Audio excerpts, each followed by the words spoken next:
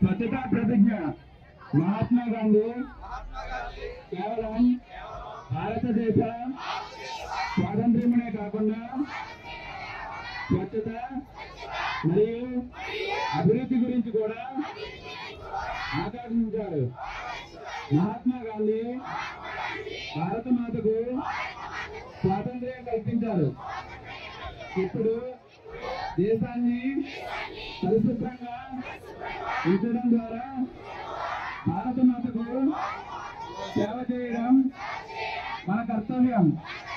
నేను పరిశుభ్రతకు కట్టుబడి ఉంటానని మరియు దానికోసం సమయం కేటాయిస్తానని ప్రతిజ్ఞ చేస్తున్నాను.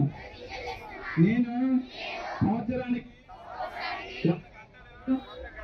వారానికి 2 గంటలు స్వచ్ఛందంగా పరిశుభ్రత కోసం పనిచేసి పరిశుభ్ర ఆంధ్రప్రదేశ్ సాధించే సంకల్పానికి కట్టుబడి ఉంటాను.